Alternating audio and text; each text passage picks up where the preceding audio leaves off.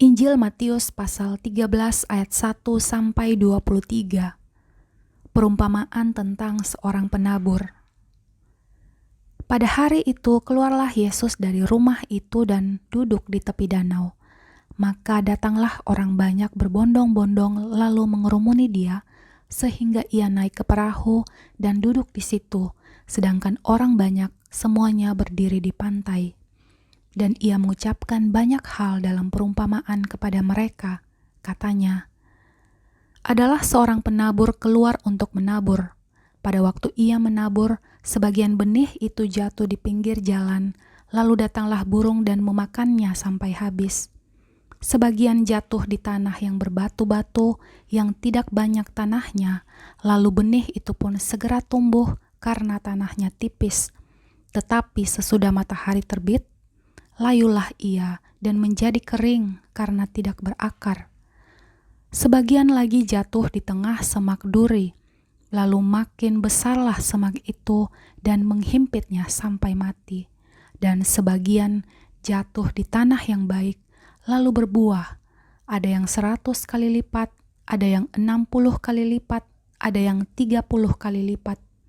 Siapa bertelinga, hendaklah ia mendengar. Maka datanglah murid-muridnya dan bertanya kepadanya, "Mengapa engkau berkata-kata kepada mereka dalam perumpamaan?" Jawab Yesus, "Kepadamu diberi karunia untuk mengetahui rahasia kerajaan sorga, tetapi kepada mereka tidak. Karena siapa yang mempunyai, kepadanya akan diberi, sehingga ia berkelimpahan. Tetapi siapa yang tidak mempunyai, apapun juga yang ada padanya akan diambil daripadanya. Itulah sebabnya aku berkata-kata dalam perumpamaan kepada mereka, karena sekalipun melihat, mereka tidak melihat, dan sekalipun mendengar, mereka tidak mendengar, dan tidak mengerti. Maka pada mereka genaplah nubuat Yesaya yang berbunyi, kamu akan mendengar dan mendengar, namun tidak mengerti. Kamu akan melihat dan melihat, namun tidak menanggap. Sebab hati bangsa ini telah menebal, dan telinganya berat mendengar, dan matanya melekat tertutup, supaya jangan mereka melihat dengan matanya, dan mendengar dengan telinganya, dan mengerti dengan hatinya, lalu berbalik sehingga aku menyembuhkan mereka. Tetapi berbahagialah matamu karena melihat dan telingamu karena mendengar, sebab aku berkata kepadamu, sesungguhnya banyak nabi dan orang benar ingin melihat apa yang kamu lihat, tetapi tidak melihatnya, dan ingin mendengar apa yang kamu dengar, tetapi tidak mendengarnya. Karena itu, dengarlah arti perumpamaan penabur itu. Kepada setiap orang yang mendengar firman tentang kerajaan sorga, tetapi tidak mengertinya, datanglah si jahat dan merampas yang ditaburkan dalam hati orang itu. Itulah benih yang ditaburkan di pinggir jalan. Benih yang ditaburkan di tanah yang berbatu-batu, ialah orang yang mendengar firman itu, dan segera menerimanya dengan gembira, tetapi ia tidak berakar dan tahan sebentar saja. Apabila datang penindasan atau penganiayaan karena firman itu, orang itu pun segera murtad. Yang ditaburkan di tengah semak duri ialah orang yang mendengarkan firman itu, lalu kekhawatiran dunia ini dan tipu daya, kekayaan menghimpit firman itu sehingga tidak berbuah.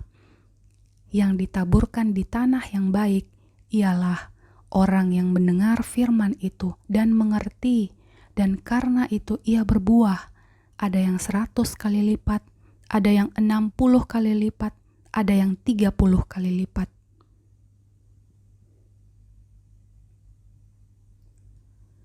Ayat 24-30,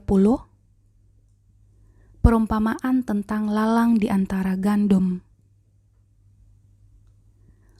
Yesus membentangkan suatu perumpamaan lain lagi kepada mereka, katanya, hal kerajaan sorga itu seumpama orang yang menaburkan benih yang baik di ladangnya, tetapi pada waktu semua orang tidur, datanglah musuhnya menaburkan benih lalang di antara gandum itu lalu pergi.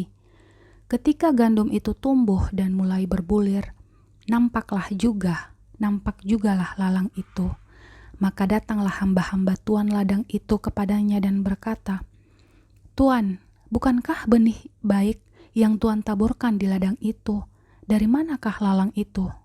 Jawab tuan itu, "Seorang musuh yang melakukannya." Lalu berkatalah hamba-hamba itu kepadanya, "Jadi maukah Tuan supaya kami pergi mencabut lalang itu?" Tetapi ia berkata, "Jangan, sebab mungkin gandum itu ikut tercabut pada waktu kamu mencabut lalang itu. Biarkanlah keduanya tumbuh bersama sampai waktu menuai. Pada waktu itu, aku akan berkata kepada para penuai, kumpulkanlah dahulu lalang itu dan ikatlah berbekas-berkas untuk dibakar. Kemudian kumpulkanlah gandum itu ke dalam lumbungku."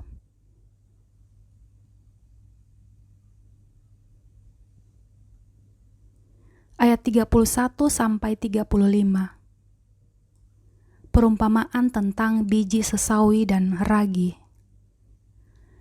Yesus membentangkan suatu perumpamaan lain lagi kepada mereka, katanya, "Hal kerajaan sorga itu seumpama biji sesawi yang diambil dan ditaburkan orang di ladangnya.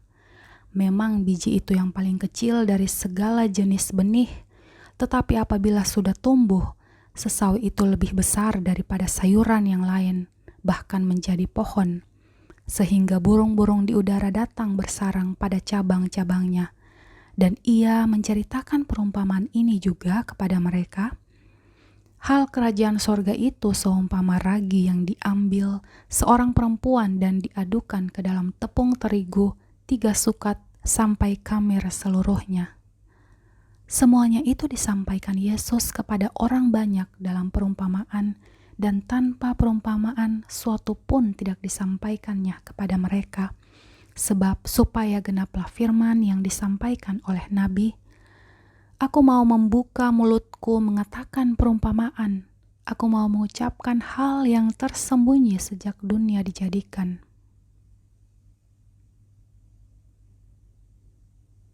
Ayat 36 sampai 43. Penjelasan perumpamaan tentang lalang di antara gandum. Maka Yesus pun meninggalkan orang banyak itu lalu pulang.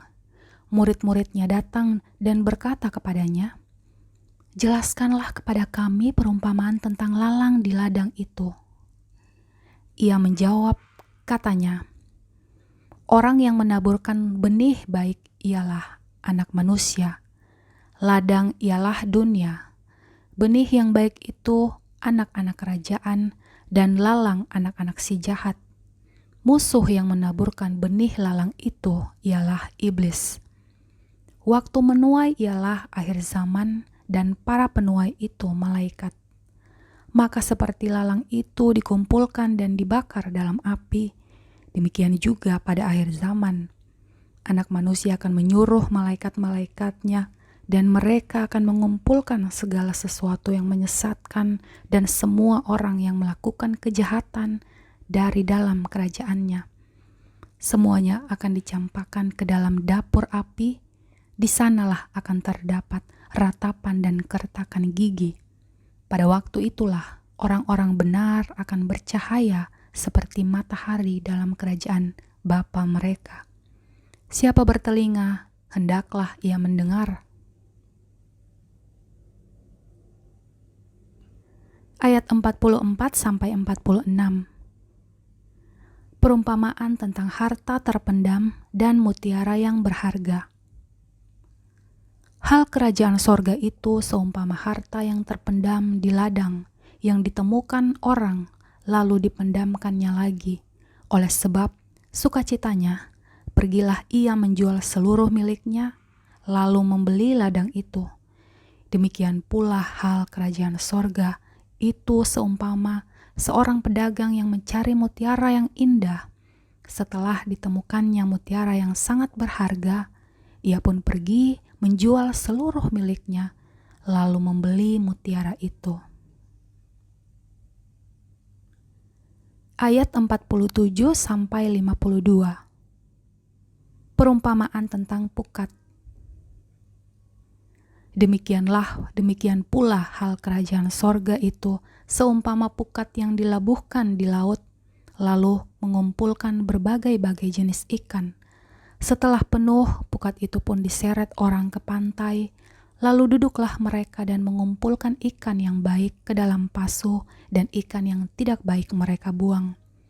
Demikianlah juga pada akhir zaman, malaikat-malaikat akan datang memisahkan orang jahat dari orang benar, lalu mencampakkan orang jahat ke dalam dapur api. Di sanalah akan terdapat ratapan dan kertakan gigi. Mengertikah kamu semuanya itu? Mereka menjawab, "Ya, kami mengerti." Maka berkatalah Yesus kepada mereka, "Karena itu setiap ahli Taurat yang menerima pelajaran dari hal kerajaan sorga itu seumpama tuan rumah yang mengeluarkan harta yang baru dan yang lama dari perbendaharaannya."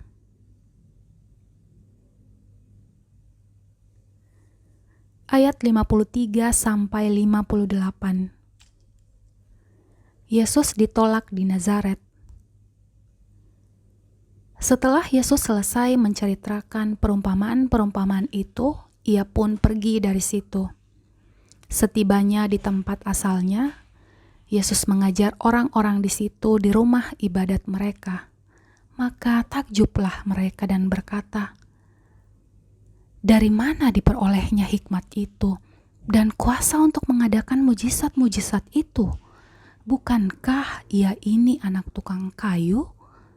Bukankah ibunya bernama Maria dan saudara-saudaranya Yakobus, Yusuf, Simon dan Yudas? Dan bukankah saudara-saudaranya perempuan semuanya ada bersama kita? Jadi dari mana diperolehnya semuanya itu?" Lalu mereka kecewa dan menolak dia. Maka Yesus berkata kepada mereka, "Seorang nabi dihormati di mana-mana, kecuali di tempat asalnya sendiri dan di rumahnya." Dan ketika ketidakpercayaan mereka,